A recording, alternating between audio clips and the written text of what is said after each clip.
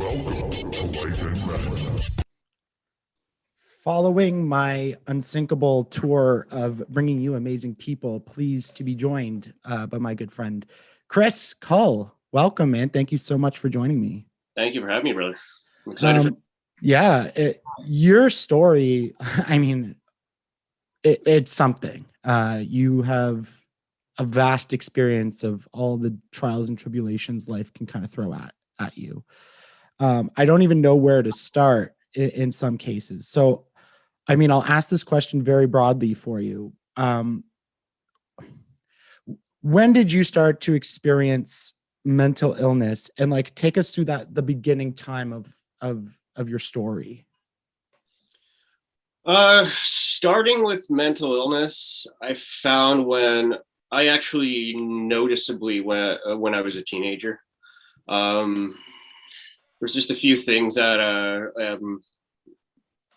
like my parents split up when I was 3 years old. And my mom moved to Florida, or moved to the States when I was about 12 years old. And I just wasn't old enough to make sense of it all. And then I kind of held that all in, which obviously when you hold in all those feelings and you don't know how to make sense of them, they can manifest themselves in some unproductive ways. And that was the beginning of it.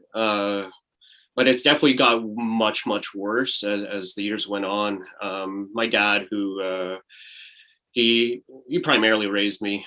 He was a paramedic for 27 years, and he was my hero. And when I was coming out of school, high school, he was diagnosed with Huntington's disease, which is a neurodegenerative disease, and he ended up losing his job, losing his license, and like over those years, and eventually was starting, like, his mind was just slowly degrading, and that was very difficult to navigate, because it was just him and I there for years, and taking care of him. And he started drinking very heavily to kind of cope with it all.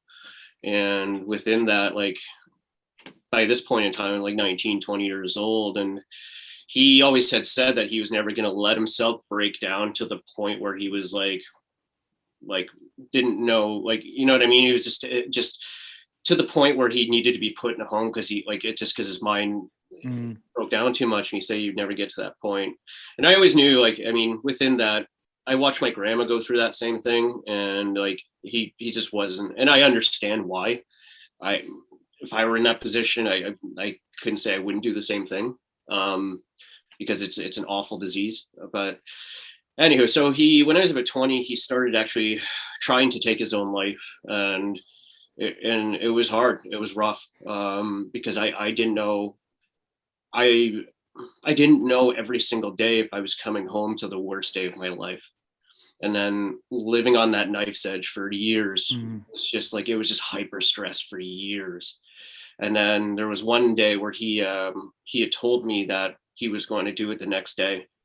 And like, fuck, that was bad. And like, I mean, so I tried to go to school and do what I was doing. And I was literally sitting in class, just like my stomach was just like turning, like I was like tearing up in class. And I'm like, I can't fucking be here. I can't do this. I can't let this happen.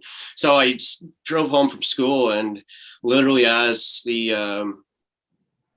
as I was pulling onto my street, the ambulance pulled in ahead of me, and I'm like, fuck, shit. And then I pulled up, and sure enough, they went to my house, and I pulled up at the same time, and then walked in the front door, and I saw him sitting there, and I was just like, oh my God. Like, I mean, so there was a couple more incidents like that, and that was really, it screwed my head up a lot. And then there was some nights where I would come home after, and he'd been drinking, and he didn't know who I was. He thought I was an intruder breaking into my house. And then I had to like kind of calm him down and let him know. So it was just years of kind of building up. And then one day he went out on a Sunday there. It was March 4th of 2007. He told me he was going out but he hadn't been out of the house for a week. So I'm like, you know what, go do what you got to do. But he didn't come home. And then next morning I noticed he wasn't home, but I'm like, okay, so I'm going to go to school. I came just about home from school, and he wasn't home yet, and I'm like, there's something wrong here. So I eventually retraced his steps back to the Howard Johnson Hotel in Bowmanville. It's called something else now, but and then I called there and asked him, like, did my dad check in? His name is Patrick. It's like, we're not allowed to tell you if he can check in, or if he checked in, but is there a reason why he might want to harm himself? And then I'm like, oh fuck. So I knew the likely outcome was going to probably be the worst, and drove over to the hotel, which is literally 5 minutes from where I was living at the time, and got there. And like, I called my brother and I called my aunt and uncle, and before I went, and said, like, this is what's going on. Like, this is fucked up. And so I eventually went over there, and the paramedics who had worked with my dad, known my dad, I met them as I was kids and kind of interacted with them here and there. They knew who I was, and came in, and we found him together and in a hotel room. And that broke me as a human being. I fell apart, even though I knew and anticipated it was coming. There's nothing that could prepare you for finding your dad in a hotel room. Dad, after he took his own life, and I just didn't know how to handle that. It was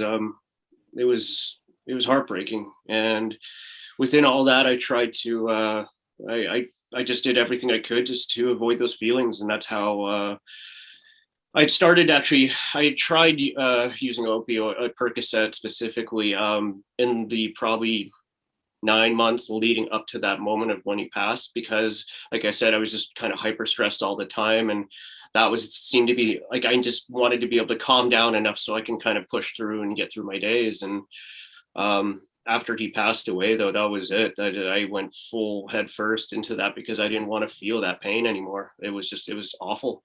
And so that escalated into using about a dozen or so Percocets a day, then up to about 20 or 30 a day, and then led to using OxyContin, which is significantly stronger. And then I was using up to 580 milligram oxys a day for about 2 years. He had left me his home and a significant amount of money that I just blasted through. I spent 6 figures on drugs, and then within that 2 years, and then I lost his house he had left me, and it was a rough ride, man. And from there, I remember sitting down in my basement and just remembering thinking just like how bad I fucked up, and I'm like, I got to start turning this around. And I tried going cold turkey twice. My mom lives in Phoenix, Arizona now. I flew down there to try to go cold turkey and do it that way, but I came back and just fell right back into it. And so I'm like, I can't do this cold turkey. So that's when I decided to go on the harm reduction program, the methadone maintenance therapy. And that was its own journey in itself. The first 2 years I was still using, like, I mean, I got my withdrawal symptoms stabilized, but I didn't address any kind of trauma or anything like that. So, and then I actually started using cocaine through that couple of years. And then finally, actually, my doctor, who's an incredible woman, I love that woman to death. She sat me down and just had a talk with me about it. And she's like, listen, like, I know, like, you're coming in and you're positive every single day, like, or every single time. Like, she's like, anyway, she gave me a heart to heart, and then I'm like, okay. So I actually stopped using drugs altogether after that conversation. And that was about 2 years in of the 5 years of methadone. So then the worst was yet to come, as far, not with substance use. I'd stopped all the drugs by that point, but I'd spent so much money that I had a home that after I sold my dad's old place, I got another place, but I didn't have the money to keep up with it. And so my gas ended up getting shut off. So I went 2 years without gas in my home, where I was heating water on a stove to clean myself, and I couldn't even afford to feed myself anymore. And I was stealing my food to eat, and went down to 139 pounds. I wasn't using any drugs at this time. It was just surviving at that point.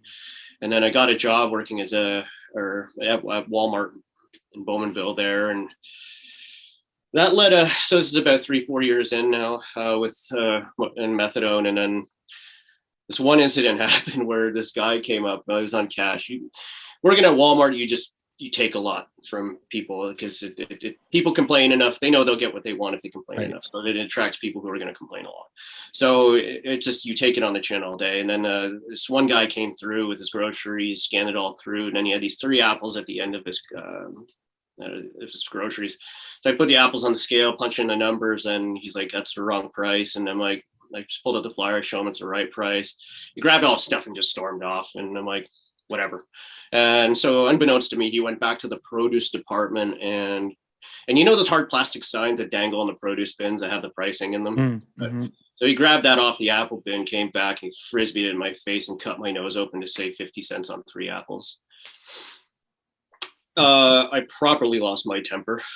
Right. I mean, bleeding all over myself and shit. So I mean, I just wasn't. That was the day I'm like, you know what, I quit my job that day because I couldn't do it anymore.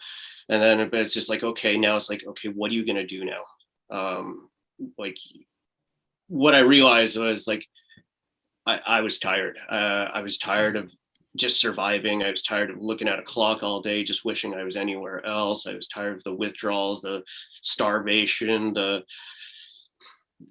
being freezing in the winter time with no heat and gas and stuff like that. And just like, okay, well, what are you going to do? So I knew what I didn't want to do was go back to that job. And so I created my own system to figure out what it was I wanted to do with myself, where I wrote down these 4 boxes of my passions, interests, hobbies, and stuff I knew I hated, just to know what just to know what to cancel out on. So I was just like, you know, like I wanted to travel again, because when you're on opioids or methadone specifically, I mean, you're a slave to it. Yeah, it's a ball and chain. Like if you don't have it, you're going to go into withdrawal, and that's the last thing in the world anyone wants who's in that life. And so I'm like, no, I wanted to travel, and I'm like, well, I've never been west of Ontario before, so I'm like, but I can't really backpack across Europe. I'm like, you know what? I'm gonna ride a bike, because I was an athlete growing up, kind of, but it was, and like it'd been I hadn't rode a bike in 8 years to that point, so. So I figured that out, and then I'm like, well, if I'm gonna do it, I want to do it for a reason, and so I was like, you know what, like I'm gonna do it for the opioid crisis. I'm like, I've lived this for I've seen things and learned things that you can't go to school for, that I had a unique knowledge base that I'm like, you know what, I could use to help somebody, maybe. Right. And so and then I'm like, okay, well, if I'm gonna do that, may as well, I want to film it. I've always had a passion for film. I didn't have any experience in film, but I'd always had a passion for it. So it was, okay, well, I'm going to do this right across Canada, film a documentary. And I'm like, okay, well, you have no experience in film journalism in terms of interviewing people, public relations, public speaking. I hadn't rode a bike in 8 years, and I'm still on methadone. It's just like, okay, how are you going to do all that? So started the long, arduous process of tapering down from methadone. So I was at 120 milligram daily dose and went down to 0.5 milligram, which took about 1.5 years to taper down all the way to that point. And while I was doing that, because I didn't have any like cable, internet, much less a computer, I would go on my way to the clinic every day or every week. I would take out 3 books from the library and knock those out in a week. And I took out every single book I could possibly find, and then used their internet and computer at the library just to figure out how to go about all this stuff. And so, I started tapering about 1.5 years out, and then tapered down, then was trying to create all these partnerships and stuff like that. And as I was tapering and setting it all up. So then I started training in December of 2014. Then I eventually got off methadone on January of 2015. Then I was on the road riding and filming in May of 2015. December of 2013 is when I started training. January of 2014 is when I got off, and then May of 2014 is when I started writing and filming. All right, let's kind of pause on that, because we went through it a lot there, and I want to make sure we touch on some things. Yeah. And then before we go into that next evolution of your journey, so I kind of want to go all the way back to the story with your dad, if that's okay. And I Yeah, know absolutely. I know that's a difficult subject, but you mentioned obviously the impact, not only him becoming sick, dealing with that news of him being diagnosed, and then through the subsequent downfall of everything that happened after. W- Were you able to get help? Like, were your teachers there? Were you at least, did people know enough to like be checking in on you? Or like, did you try to deal with everything that was happening at that time alone? I tried to deal with it alone. There was somebody who, her name's Barb. I actually have her name tattooed right there. Mhm. So I was dating her daughter when I was leading up to my dad's death, and then shortly thereafter, after I came clean to her about opioid, like my opioid use and everything like that, and that was it for her and I. But her mom stuck everything out with me to this day. I mean, she's like my mom. I mean, I'd walk across Canada to help her change her tire if she needed me to. And she would, but emotionally speaking, no, I didn't. I tried. I went to a psychologist and stuff like that, but I mean, mixed with the opioids, and then there was no really it was almost impossible to address the trauma while I was using opioids. It's just yeah, I just couldn't mentally tackle it. So I eventually stopped doing that and just continued on with the opioid journey. And How did you, sorry, how did you start that part of it? You know, like I think most commonly with teenagers, you probably turn to cannabis. Um, how did you kind of like decide or get offered the Percocets in the beginning? And then how did you continuously get your hands on them?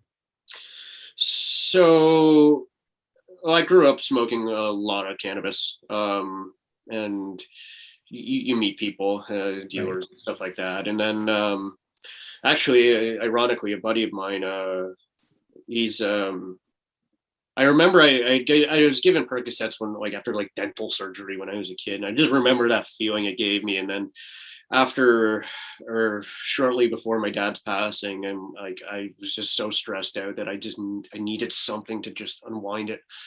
And the so I talked to a guy I know, and he was able to get them for me. Mm. And it was ironically he had gave me the conversation when we were on the way to go pick them up about, he's like, listen man, like don't go down this path. And like as we're going to get them, and he gave me a warning about it. And I just didn't care enough at that point, because all that mattered to me was just calming down a bit. Right. So that's how I started. And then after I was introduced to that person who we went and got from, and then I was and then you know what I mean. It's the chain Yeah. effect It of kind of cycles out. yeah. When we talk about the addictiveness of opioids, it's interesting that you say that, you know, you had dental surgery and you remembered that feeling. And I, from my understanding, and please correct me if I'm wrong, but from the documentaries, the things I've read, the people I've talked to, that the addictiveness of opioids specifically, that it can really happen to anyone, and that's what makes it so scary. And it's because they're prescribed for things like pain. Like you could have some back pain and they'll give you opioids, and you're like a successful family man, woman, like, you know, you have everything, and then all of a sudden you become addicted to these things because they're so powerful. Like, can you take a little bit into that headspace of like why they felt so addicting? Like, what was that sensation like? What was that feeling like? What was going through your mind? Was there a point where you were like, I know this is wrong, but like I literally can't stop? It's, for lack of a better wording, it's like a warm hug. And you don't, nothing doesn't matter what's going on in your life, just nothing, all that stress and anxiety and everything just goes away with it. And when you're feeling like you can't escape, um have be like you can't escape whatever pain or whatever, physically or mentally, and this one thing can take that all away. It's easy to get there. and not that only that, like physically, you just feel like head to toe relaxed, and it's easy to get there in a context of, because people don't want to, or like, I just didn't want to feel anything anymore. And feeling nothing was better than feeling all of the daggers that were coming at me and all the stresses of life. But the thing is, you start masking that, all that pain or trauma, or everyone's case is obviously different. But for me, when I was masking all that, then you stop taking care of your responsibilities. When that addiction kicks in, and then you realize kind of how bad of a position you're in, and then you want to do it more because you don't want to feel about it, and then it's just a downward spiral and cycle, and it's but like I said, everybody's case is different. Like not everybody started off with some traumatic event, like myself. I mean, some people I used with, it was just, they just enjoyed the feeling, and so it's, I don't know, it's different for everybody. Right. I think for people who really don't understand addiction, and when we talk about things like the opioid crisis, when things get so bad. So for you, you came into a bunch of money, you had the house, and you were talking about how you blew through it all and you lost it all. People who wouldn't understand would say, why wouldn't that be a warning sign to you? Why would you not just stop? Or the famous Ronald Reagan, Nancy Reagan, just say no, that like when things are going so bad, I know you kind of mentioned that like once it starts going bad, you get caught in that cycle, because as it gets worse, you're like, well, I need more, and it keeps going. But like when it's like that bad, like, was there not warning signs in your mind that were like, shit, I'm going to lose all this stuff. Like I should stop. Like, I want people to understand that like, it's not as easy as just being like, well, I'll just go get help. Like I want to try to like dissect that mindset a little bit. Well, I'll put it to you this way. Like say, you and I are hanging out together and I'm a mechanic and I go tell you to fix my transmission on my car, and you don't have a background in automotive, and you're like, oh, I don't know how to do it. And then I start berating you and about, oh, you should know how to do it. Stopping addiction it's a mental health disease. Like it's not as simple as just stopping. It's an obsessive compulsive disorder where it's all you think about once you're that deep in. And there was a lot of warning. I mean, that's why I went on methadone. It was just because there was that warning shot. But I mean, it takes time to rewire your brain to Right. the place where, and it's not as simple as just stopping. I mean, if that was the case, then treatment programs wouldn't exist together. If it was everyone was just able to stop. It's a matter of addressing and rewiring the circuitry in your brain, because what happens is it hijacks the reward system so that what was the quote again? It's the loss of control over rewarding behavior. Is how a colleague of mine has put it so eloquently. And you lose control over that, and your mental state is like, I have to have this to be happy, and to rewire the brain and to get yourself back to where you need to be. I mean, that's a process. It's not a just stop or just say no, which I think we all know at this stage in the game, it's ridiculous it's a ridiculous strategy to just say no, and not to mention the war on drugs, just a shit sandwich. But so it's not as easy. It took years to get my head and address the things I needed to address, and in order to move forward past the addiction of it. I mean, it took me years to do. Right. And so, but I can see where that might come from somebody who's not engaged in addiction or doesn't really understand it. But I mean, it's a loss of control. I don't know how else to really put it. Yeah. It's, I mean, like addiction, like severe mental illnesses, like, CPTSD, like dissociative identity disorder, a lot of people like don't understand that loss of control. Even like a panic attack, like when you're in the middle of a panic attack and you think you're going to die, like you kind of know subconsciously that you're not going to die, but your brain is like, it's so overpowering. Like that part of it just doesn't compute. You think you've lost all control, and people who've never experienced it don't understand what the loss of control is like. And that's what makes it so scary, and what makes it something that goes on and cycles like this, even when you think you're in like when you're in a dire circumstance, like losing everything, your love life, your family, your this, it's like nothing else matters but that next hit or that next fix. I want to talk about methadone, because that's something that even I truly don't understand what it is, why it helps, and you know, why that's a part of treatments. Can you talk about a little bit about what methadone is? Yeah, so methadone is what's called a harm reduction program. If you think about it in this context, like how there's the Nicorette for smokers, yeah, you're still taking the nicotine, but it's less harmful. And the same thing down to wearing a bike helmet when you're riding. Oh yeah, it doesn't going to stop you from getting into an accident, but if you do, it's going to help. It's kind of, so that's the harm reduction component. What it does for opioids is it has what's called a longer half-life. So say I take 80 milligram Oxycontin that lasts me, say, 8 hours, just arbitrarily. If I was to take methadone, you get yourself to a dose where it lasts 24 hours so that you don't have to worry about going into withdrawal. Because half the battle with opioid addiction is that fear of withdrawal. I mean, it's the worst feeling ever.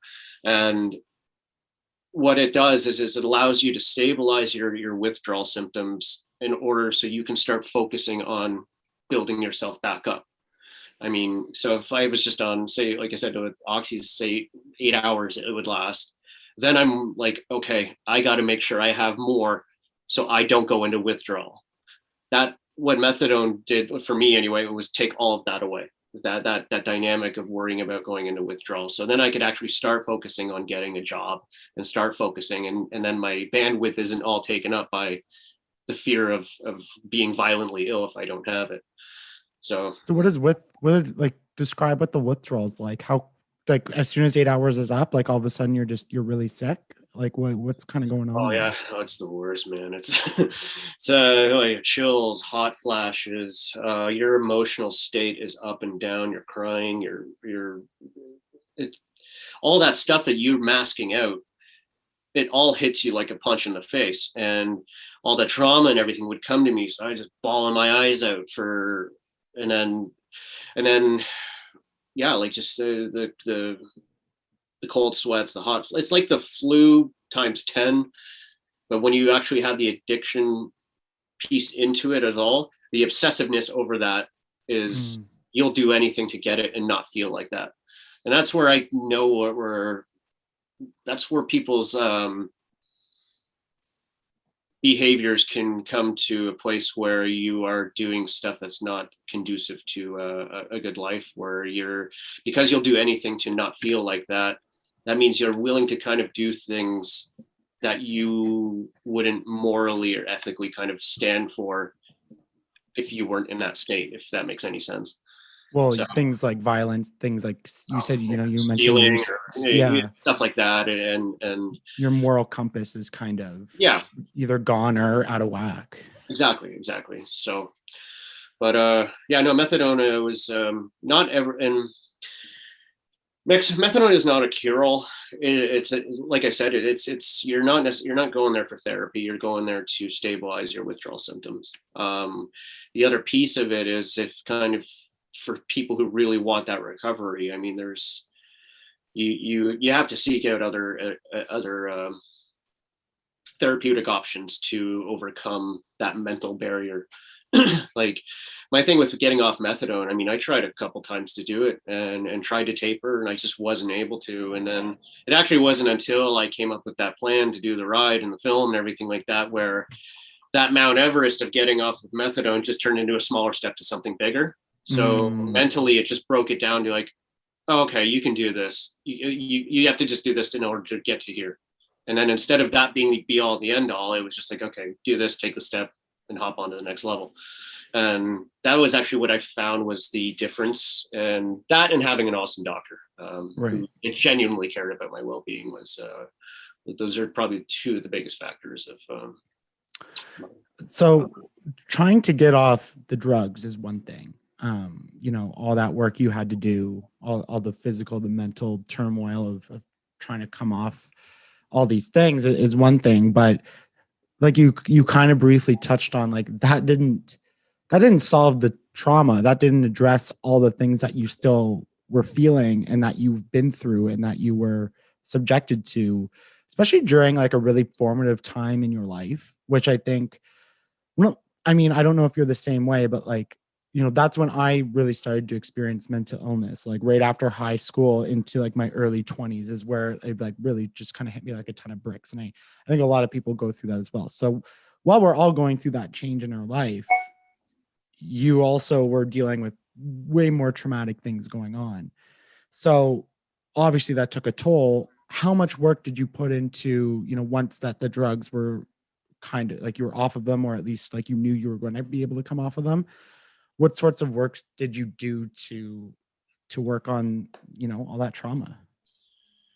It's funny. It's not funny, but I mean, I went a different route than most people. It wasn't very conventional. Like I didn't necessarily address all the other stuff until after until after I was off it all. So like my goal, like I just wanted to get off this stuff so I can actually live a life that I wanted to live. And it actually wasn't until, so I was on the road doing the ride and doing the film and the documentary and meeting literally going town to town, coast to coast on a bike and talking to all these people. And how much I actually learned about myself through talking to all these people was actually amazing. And it put context to a lot of things I didn't understand. And it wasn't actually until after the ride in the film where I went back to go talk to somebody to actually address all this other stuff. And that was a journey in itself. But I think that going back and doing it after the fact, I don't know if it was the right way or the wrong way to do it, but thankfully, I mean, we're here. Yeah. So, but yeah, and to this day, I mean, I still go and talk to a counselor. I have those tools in my toolbox that to make sure nothing gets pent up too much anymore. Right. And but I mean, like I said, talking to all those people across Canada gave me a lot of insight into my own emotions and my own feelings and my own, and actually getting down to the things that I was running from mentally. And so when I got back, and I was just like, I'm like, yeah, no, I just accomplished this massive goal, whatever. But if I'm like, the last thing I want to do is lose everything I just worked so hard to build. And if I do not go back and address this and these things that I never really got to the bottom of, chances are I'm going to go back down that cycle. And so, yeah, so I went back and started various programs, went cognitive behavioral therapy, and just talking and learning how to express myself to somebody some of those deeper, darker points was its own journey. But I mean, it's the best decision I ever made in my life. Yeah. It sounds, this ride, not only the achievement and the goal, and then all of a sudden the purpose to not, you know, like this purpose, this ride is what made you really want to come off the methadone, and then the training, and then, you know, the ride itself, that's therapeutic in its own right.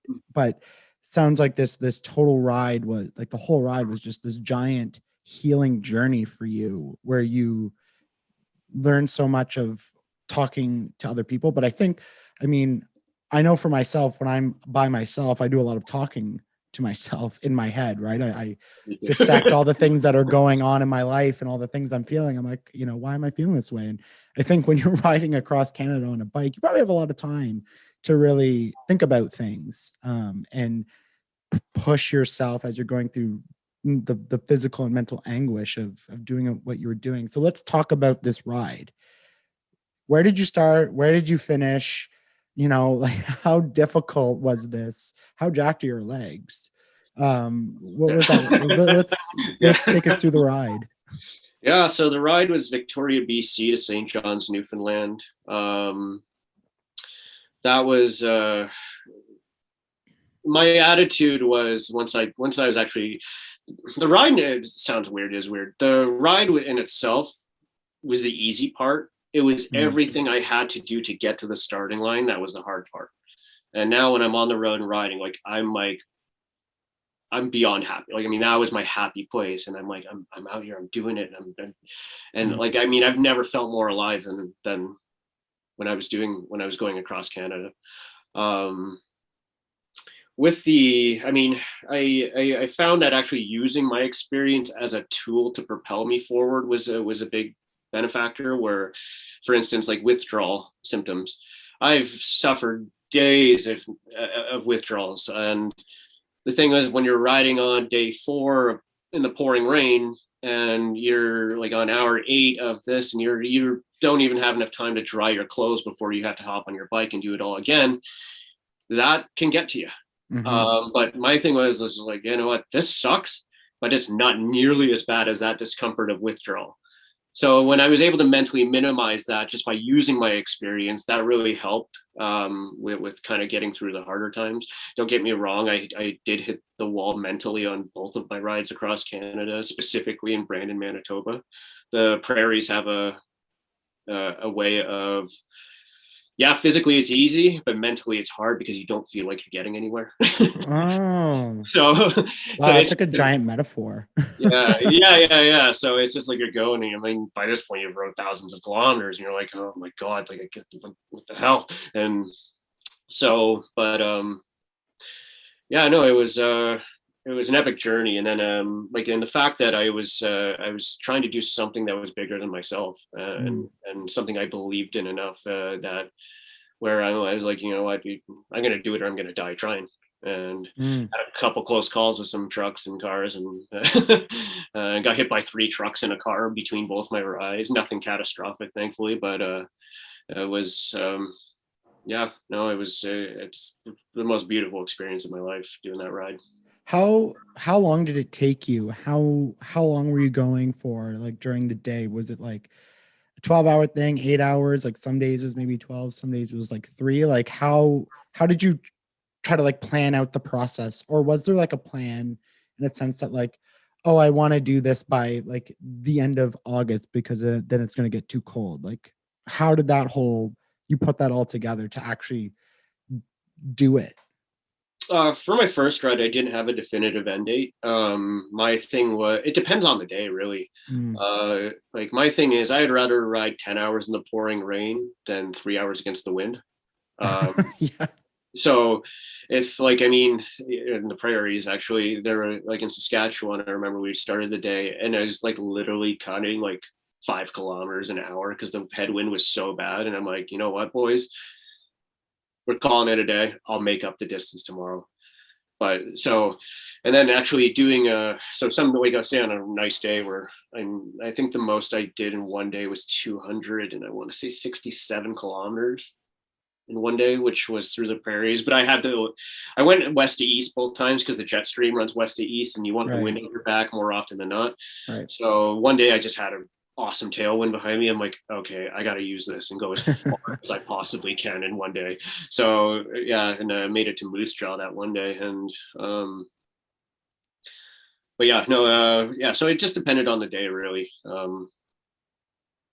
As far as where I'd go, but my biggest thing was like, I'd have an endpoint, like a town that I wanted to make it to by the end of the day. But mentally, it wasn't hit that point. It was just always, okay, just make it to the next town. Okay, make it to the next town, and figure it out, and make it to the next town, and then so forth. So, because if you think about it in the context of, oh, damn, I still have 5,000 kilometers to ride, that'll scramble your eggs a bit. But if you're just, it's like that, how do you eat an elephant? You know what I mean? Like, it's one bite at a time. So it was just always just get to the next town and get to the next town. And months later, you're at the end of Yeah. the ride. So You get that with a lot of things. Yeah, like hockey players, like one shift at a time or one snap at a time in football, or in life, one foot in front of the other, right? If you look at everything in the grand context of this massive goal, you're going to get psyched out. It's going to mess with you. Whereas if you're just like, okay, like the next 5 minutes, like if I'm on a run, I'm just like, okay, 5 minutes now, and you just break it down by that. But it just seems more surmountable mentally and psychologically. In total, on your two journeys, how long did it take you in total? So you said months, but oh, was it like sorry. 30 days, 45 days? So my first ride, Victoria, BC to St. John's, Newfoundland, was May 15th to August 27th. My second ride was Vancouver to Halifax, which is May 12th to August 10th. So 3 months, and for my second, 3 months and change for my first. And riding every day, or did you take a rest day here and there?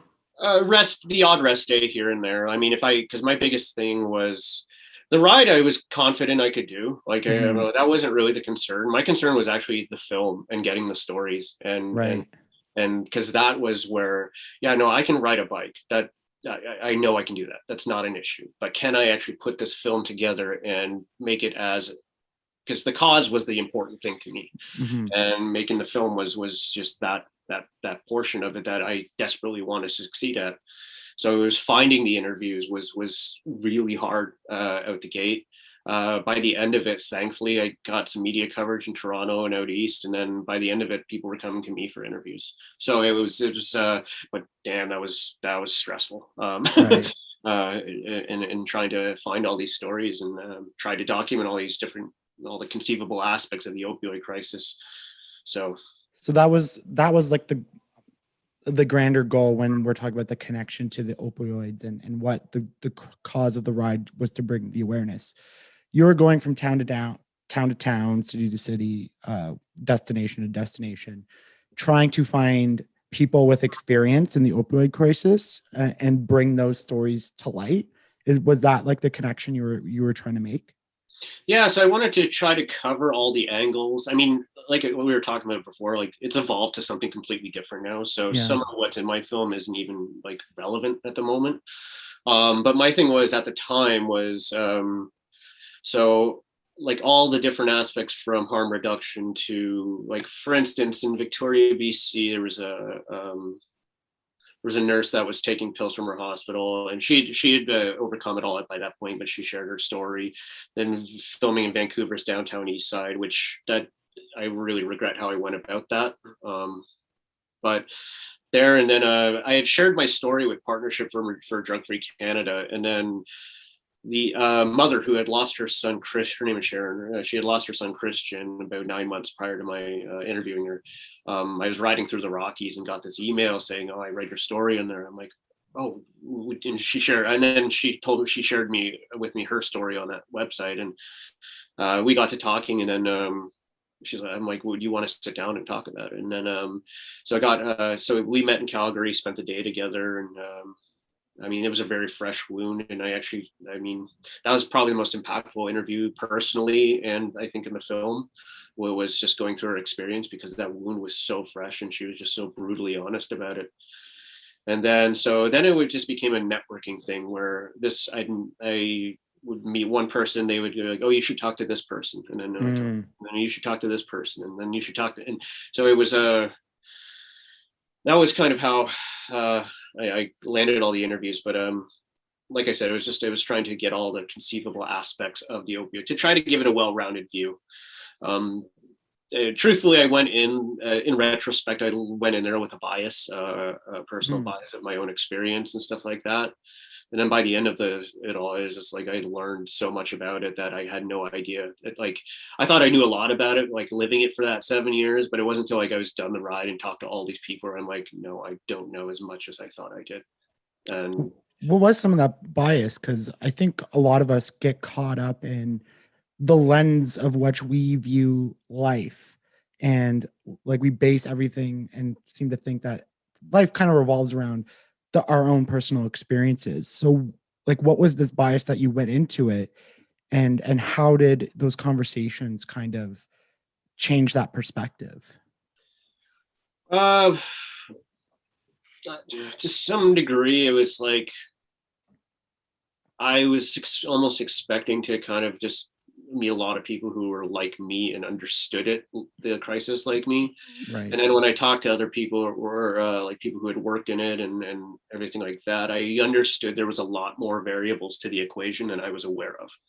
And like my big thing at the time where I was like, I mean, and I'm so like Purdue Pharma, who makes OxyContin, they did what's called misbranding their product, meaning they neglected the negative aspects of their reports, and then so they could push more product to make more profit. And part of me was a bit hell bent on bringing that to light, and I did, but I also understood there was then kind of by the end of it, I realized that I'm like, there is so much more to this. Yeah, they are a big problem, and they're sorry, like you'll see it in the media now. They just went through this big settlement for billions, and admitted their role into it. But understanding that there's so many variables in the equation that I wasn't aware of was an eye opener to me, and really made me kind of look at it from a different lens through from the perspective of everybody I interviewed, which kind of, yeah, I don't know. It just changed how I looked at things. Right. Do you like know, or like off the top of your head, remember like some of those variables that maybe caught you by surprise that really kind of made you step back and go, oh, like I didn't think about that?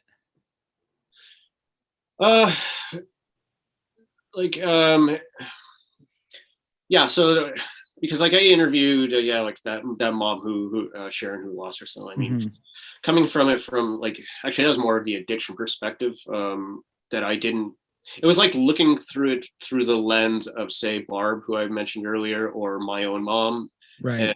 and getting it from, I know, like I never thought about it like that, and that's how they viewed me, and things like that. There was a teacher, his name's Rand Teed, who I work with to this day. Actually, he runs he had a show on PBS called Drug Class, and he runs in Regina, Saskatchewan, and he gave me all from the youth perspective, and I didn't really put into context of how accessible things were getting to the youth by that stage in the game. And then from addictions counselors to harm reduction doctors to these nurses actually in Fredericton, New Brunswick, who had this awesome recovery methadone program where they actually focused on, and how much like housing and everything plays into all this. And you know what I mean? And sorry, I'm getting overwhelmed right now trying to think of all of it. Yeah. Oh, no, don't apologize. It's just me. It's the hamster wheel. It's turning. But yeah, no, just how many actual variables in the equation there are for somebody to want to, that are needed in order to move forward as a person and get out of it. Right. Was probably the biggest thing. Policy wise, it was, policy wise, I was a little bit confused by a lot of policies, but actually in retrospect now, it was just that I didn't know a lot about policy regarding the opioid crisis. So it was more questions than it was, and frustration out of those questions. But now looking back on it, I know why certain moves were made. But anyway. Pause here. I really have to pee. I don't know if you have to use the washroom, but do you mind if I just run to the washroom? No, do your thing, brother. Sorry. It's all good, man. I don't want to stop it here, and I'm like, oh shit. Oh no, take your time, bro. Okay, one second. Woo! Thank you. Sorry about that. That's the first time I've ever had to interrupt a podcast to use the washroom. So good. So I want to talk about the work you do now. How did going on this journey, learning everything that you did, talking to all these people, is that what inspired you and led you to get into like the field and the line of work you do now? Yeah, it was by chance actually. It was just like I got, because I like having went, and I'm the only person I know of that's actually went town to town, coast to coast, studying the problem, and that and then kind of some of the media coverage I got at the end opened some doors for me to come do speeches and talk about either what I found or talk about my own experience, and working with organizations like the Canadian Center on Substance Use and Addiction. They asked me to come up for a lunch after it all, and it's funny enough, actually, they I had actually reached out to them to do an interview with them with my film, and I never heard anything back from them. And after it was all done, and they're like, "Oh, you want to come up and have lunch with the leadership?" I'm like, "Sure." And I brought it up, and they're like, "We're sorry," but yeah. So now and then, fast forward to today, and I'm on their board of directors of the organization. Oh, wow. So it was, it's kind of a lot of it was. I knew I wanted to continue on with it because it's something that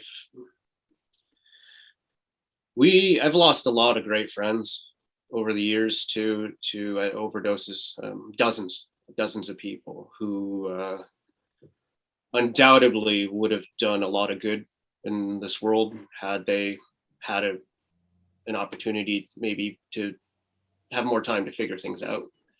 And there's a void that was left in there, and I think that's kind of the way I honor them. That it's just that, like, the pursuit to kind of always make that positive impact on the very thing that crushed that took a lot of great people away from us. It's something I won't stop ever doing, because it's a void that can never be filled in. And with the actual getting to those positions. So right now, I serve on the board of the Canadian Centre on Substance and Addiction, the policy committee of Canadian Society of Addiction Medicine, the Central East LIN in Toronto, their opioid strategy action group. I live in Durham region in Ontario, so I'm on the opioid task force. And like a lot of these and CAMH's provincial system support program. So I kind of got right place, right time. Like I remember, like for the Central East LIN and the Durham Region Opioid Task Force, I was literally in the waiting room to talk to my counselor one day, and I had one of my Inspire shirts on, and a gentleman in the waiting room asked me what my shirt was about. So I just gave him a quick rundown of my story. Unbeknownst to me, there was a counselor around the corner who popped her head around. She's like, "Can I talk to you for a second?" And then she asked me to come and if I would speak at this thing called the Recovery Breakfast. I'm like, "Yeah, I'd love to." So I went up and did my speech there, and then the executive director of Pinewood, which is the addictions services in Durham here, asked me to come over, and then asked me, he's like, "We're putting together a group for the Central East LIN." He's like, "Would you want to be a part of it?" I'm like, "Sure." And then being on that, one of the ladies from the Durham task force asked me if I wanted to be there, and that's kind of how I got into those positions. So it was kind of a lot of right place, right time, but it's just using my experience. I mean, that's to try to pay it forward. I mean, this isn't going away anytime soon, and I mean, it's the least I can do to at least try to, like I said, honor my friends who've passed away, and to try to leave a positive impact that they undoubtedly would. That's an important thing to note. You mentioned it's not going away anytime soon. And I think for a lot of people who aren't affected in some way of this crisis, they don't understand how much of a crisis this is. When we talk about it in the broader context, I know you brought up that it's been getting worse during the pandemic. We're seeing younger and younger people starting to use and now overdose. How widespread is this opioid crisis right now? Is it, like in every town across Canada? What are we talking about here? Oh, it's staggering. So a lot of the deaths right now are coming from illicit supply. So they're not pharmaceutical grade opioids. They're actually people who are actually putting it together and mixing fentanyl in it, which is when this all started. Yeah, I know it was pharma had the biggest factor to play into why this was all created, but it's evolved into now where people are going to illicit supplies, not necessarily even knowing they're getting an illicit supply off the streets, and the fentanyl and carfentanil is taking out a lot of people. But within the context of COVID and the lockdown and stuff, you're having a lot of people using alone, and that's a big factor because there's no one there to give you a Narcan or naloxone, which is an opioid overdose reversal. or people who even know, like, because there's the Good Samaritan Act, where if you are using with somebody and they overdose, even if you have drugs on you and you call 911, you cannot be charged. But the bottom line is there's a lot of factors in it. There's socioeconomic factors through COVID, people not being able to work, but people using a loan is a massive part of that. And there's a lot of variables within COVID that's making it a lot worse. And in some areas, you're seeing overdose rates double and possibly even triple, depending on where you are in the country. It's bad. And right now, even within my own work, like I was just thinking about it, I'm like, how do we, I mean, I didn't know how to, like, working at it before COVID was hard. Working at it during COVID has pushed me mentally as hard as I think I have since in the 7 years I've been off opioids and working on it. And I don't know how to get ahead of it, which scares the shit out of me, because a lot of good people are gonna be taken from all this. And I'm not 100% sure what to do within the context of my work, but I have an idea of what I want to do once COVID does level off, in a way of how I can best impact it all.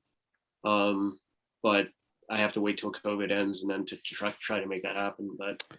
And unfortunately, with the pandemic, the focus isn't on these things. They, like, in general, they're not on mental health, right? It's on trying to tackle the virus. And in a lot of cases, rightfully so. That's the most pressing issue that affects the most people. But we're not thinking about all these residual effects of the pandemic. And right now, we're definitely, as a society, politicians, they aren't basically doing anything because the focus is on COVID.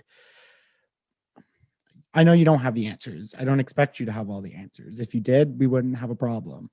But what sorts of things, when you're in this task force, like what are we working on? Because there's a lot of talk about harm reduction, and that also makes a lot of people who don't understand addiction and drug use, that makes them angry. I've seen people that I even know complain and make petitions because they don't want harm reduction facilities to be set up, because that brings homeless people and they say it brings crime, et cetera, et cetera. What are the things we're trying to do to at least get some sort of handle on it? What's working, what's not working? How can we do better, in your opinion? Well, the thing with harm reduction right now, where you're looking at a lot of advocacy for safer supply, in which case a lot of that is actually being pushed forward. Like I said, the opioid crisis morphed from pharmaceutical grade opioids to illicit.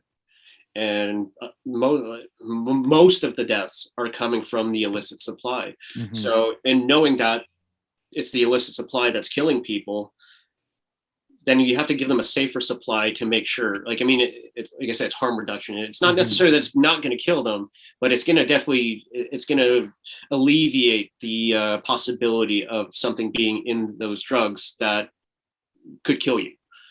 So that's the concept behind safer supply. And I advocate for it. I think it's that supervised consumption sites. Mm-hmm. I think that's been a big contentious issue with a lot of people. Are like, well, they're going to do it anyway. Why, or like, let them kill them. Pardon if I'm frank, but how big of a piece of shit apathetic person you have to be to like, what if that was your kid? What if that was your mom, your dad, your fill in the blank? And like people, a lot of people don't, just generally speaking, until something impacts them personally, they have a really hard time of getting the empathy factor of it. And I understand that that's human nature, and I can't blame them for not having that experience and not having the empathy within it. But if you come, like, my thing is always like, we are only as strong as our most vulnerable. And I firmly believe that the more vulnerable people we can help, the better we are as a society. And like I said, there's a lot of great people. Addiction is not a moral or ethical failure. It's a mental health disorder, and I didn't want to be addicted to opioids. No one does, or whatever other substance that's out there. It's just like, no, I didn't.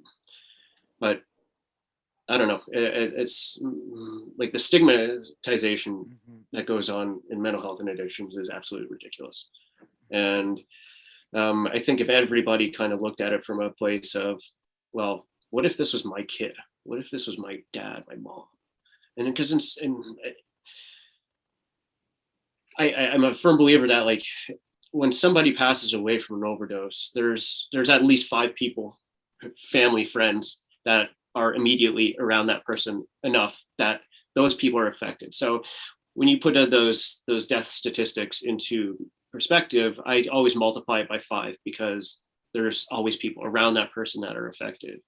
And that's why we have the conversations, thankfully, to this day of, I mean, it's bad, all those deaths, obviously horrible, but it's good for the awareness that more people are having that empathy. But my fear is that you see on, say, turn on CP24 in Toronto, and then there's statistics all the time on the opioid crisis, but I mean, it's almost lost its meaning, because you see the stats and you're like, oh, that's shitty. And then you move on with your life.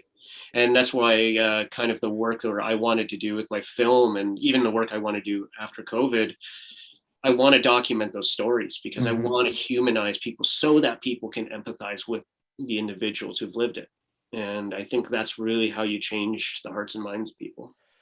I could not agree more. And I put out a video on social media, I don't know, a month ago, a couple weeks ago, whatever it was, that was basically saying, and it was in the context of COVID, but it can also be in the context of the opioid crisis, in terms of war, in terms of discrimination and stuff, that we are so inundated by numbers and statistics, and we're surrounded by it all the time, that we culturally just become so numb that, like, when you see, like, 26 people killed in a mass shooting, you're like, oh, thank God it was only 26. Like, that sucks, but there's like almost like, well, I'm glad it wasn't more.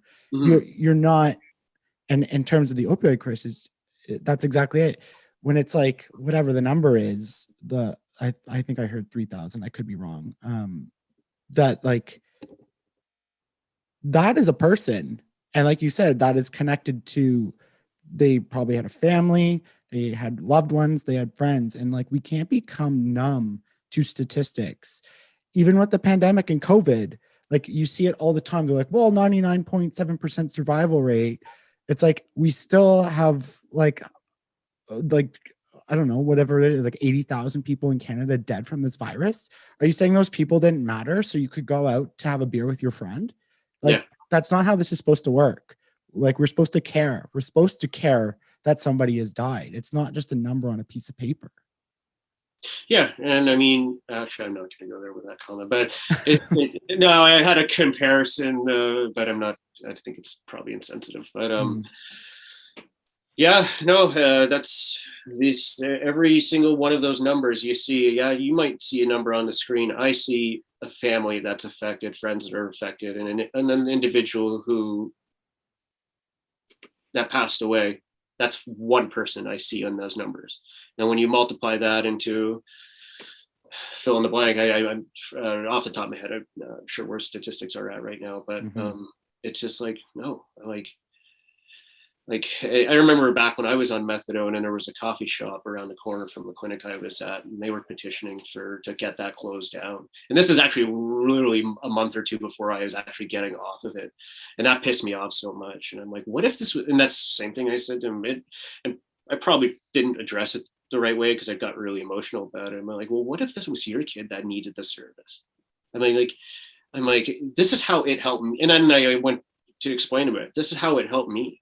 And I'm going to be off in a couple of months. I'm going to go try and live my life. But I wouldn't be able to if that didn't exist. And so I found, like, almost personally offended by it, because it was, I don't know. I just felt it was really apathetic and uneducated on it. But that said, that was a big fueling point for me where I'm like, okay, now it's even more important that I do this ride in this film and give context to, because they're not just numbers, they're people. And that's what I think the one thing I hope people take away from any work I've ever done, is that, these are human beings with lives and families and people that care about them and love them. And the second we dehumanize these people, is I'm like, we lose who we are as a society. Yeah, exactly. Who are we? What value do we provide anymore if all we are is just numbers and statistics? We've lost touch of our humanity. And I don't want to live that way. I want to feel every single loss in a way to make sure that I can do my part to make sure it doesn't happen, or prevent it as best I can.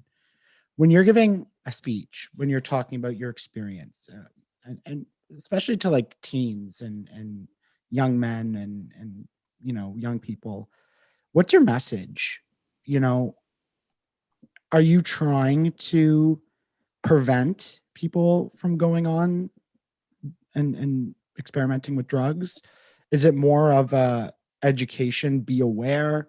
Like what's your message? What's your goal when you're talking to people? Well, my big thing is I never go out and say don't do drugs, because that's naive. And that's like going back to the Reagan slogan kind of thing. My thoughts are, my biggest prevention tool is helping those kids. Like when it's safe, what a speech I do at a keynote at a medical conference is much different than what I do at a high school. So if I do speak at a high school, I'm of the opinion that I think the best prevention tool you could give people is show them a future they're excited for. And then I run down a process of how to find what that thing is for you, because no matter what it is in the world, there's an occupation doing it. And so then if you ask a kid what's their goal, they're like, I don't know. But if you ask them in a way that stimulates their imagination, like, okay, well, if you were amazing and your life were amazing, what would amazing look like to you? And then you see the gears start turning, and like, okay, well, what would you do if money was not an object in your life? Like, what would you be choosing to do with your time? And then, so I get them to, and it goes back to actually how I formed my own, like I created my process to figure out what it was I wanted to do. And I try to run them through that and then break it down to possible, they write down, say, a handful of things, hobbies and stuff that they're really interested in. And then after that, I'm like, okay, now let's backtrack and let's reverse engineer this. Okay, what career fields are in A, B, C, D, and E? And then, okay. And then we figure it out. We eventually reach an end point where like, okay, is that something you could see yourself doing? I'm like, yeah, that sounds awesome. Okay, now let's go backwards and figure out how to figure what that path looks like. Because there's always someone else out there who's done it before them. So, and then, thankfully, they've had a few success stories within that, and people speaking with at-risk youth specifically, that were at risk of not graduating, who were actually lost and within addiction issues, that thankfully I've seen come back from it.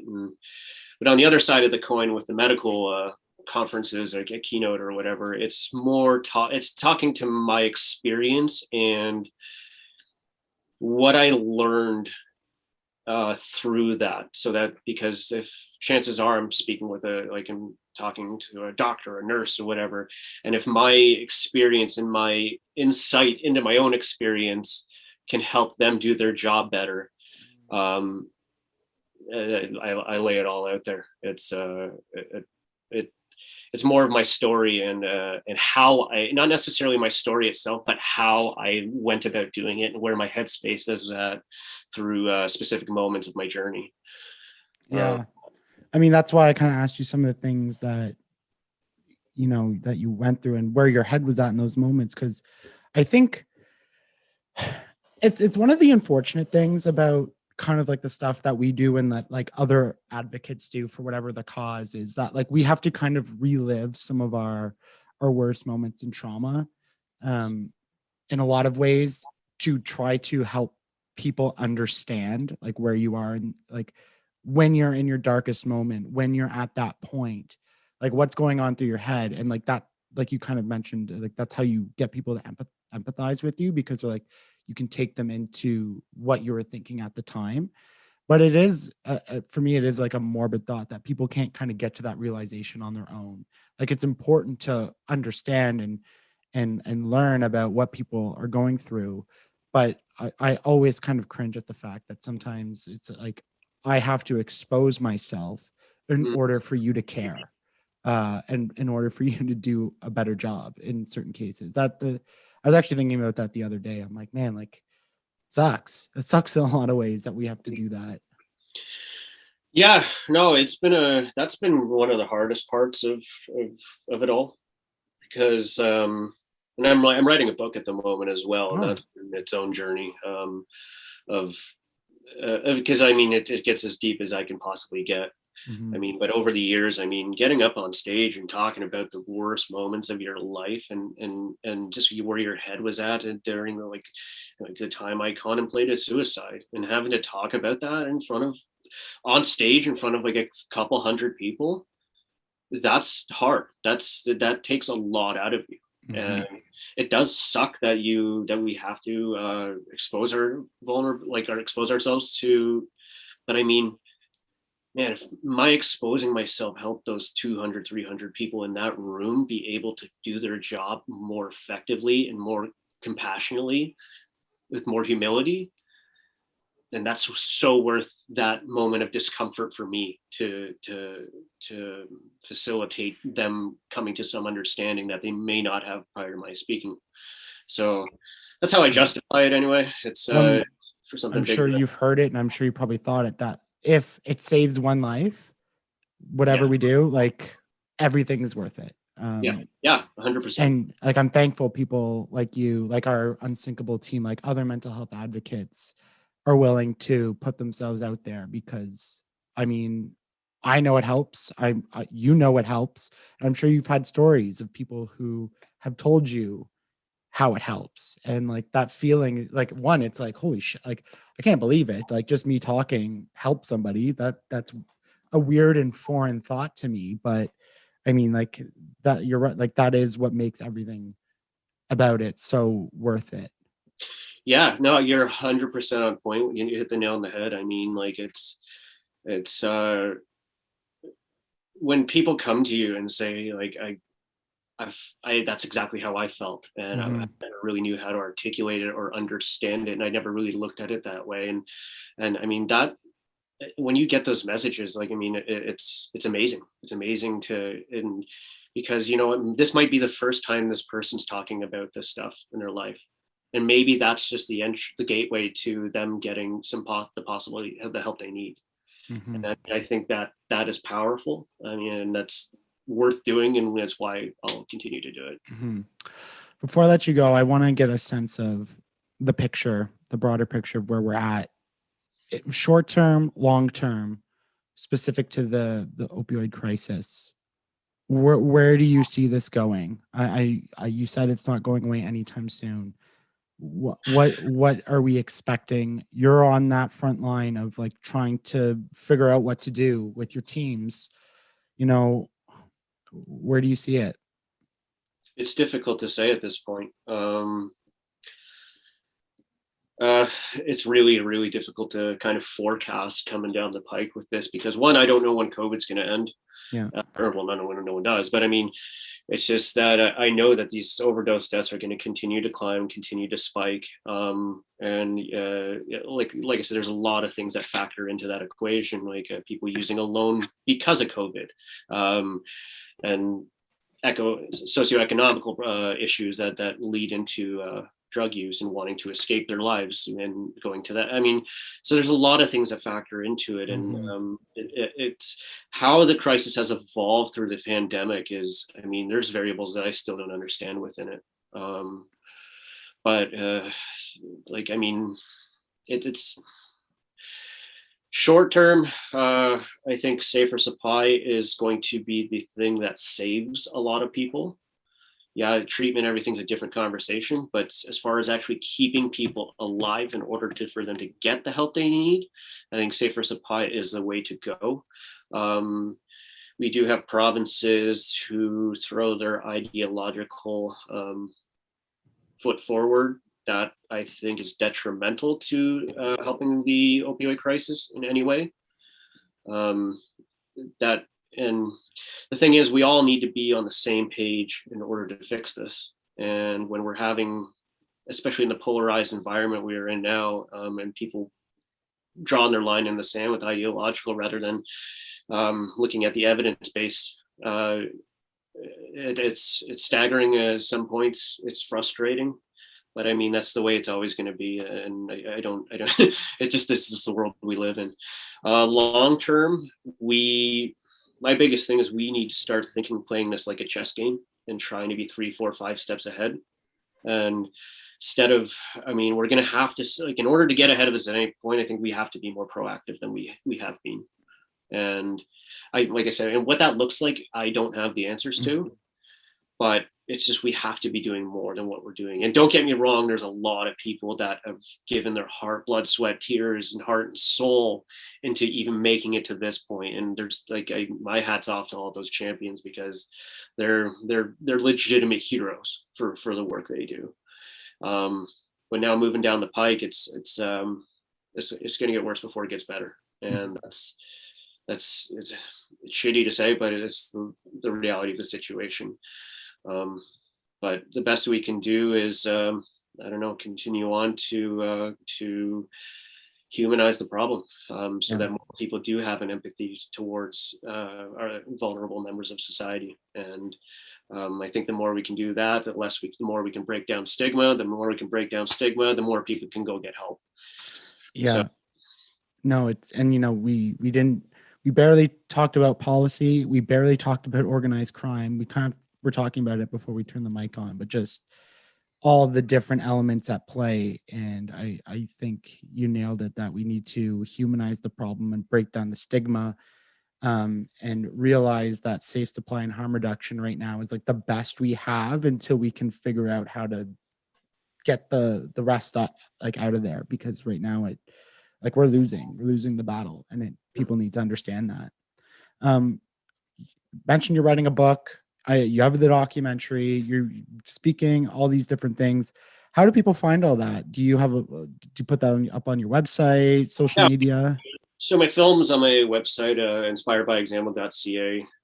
Book I'm writing, writing a book is probably the hardest thing I've ever done in my life. Wow, and that says something. I don't know.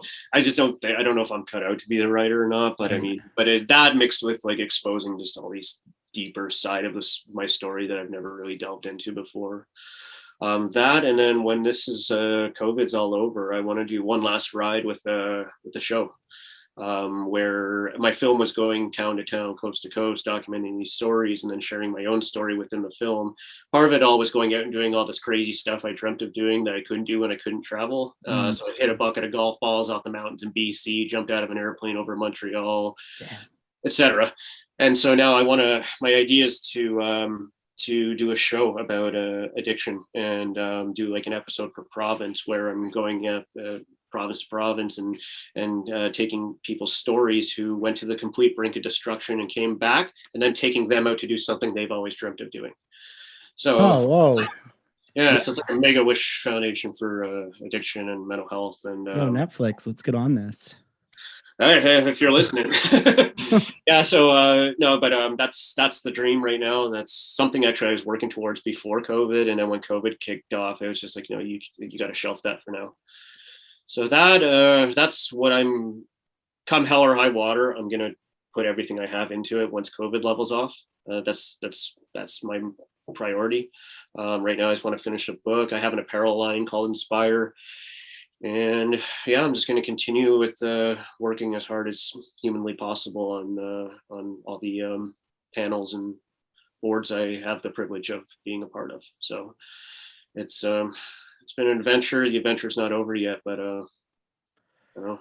Well, man, thank you, one, for being so open and sharing that really, that difficult story. That I just, there's really no words to kind of put that into perspective, but thank you for that, and for all the work you do, because if it wasn't for people like you, I mean, who knows how many lives you've saved? Like, you can't quantify that. So like, we need people like you who are spreading this information, which is super important, but also on the front lines doing the groundwork as well, and putting in these policies and advocating and pushing governments, because like, if it wasn't for people like you, this would never get better, and it could be a whole lot worse. So you're the man, and I appreciate you coming on. Thank you. Thank you for having me. And thank you for what you do, by the way, because I've listened to a bunch of your podcasts now, and I'm like, there's stuff I'm learning about myself while listening to your podcast, and it's actually really amazing the range of guests you've had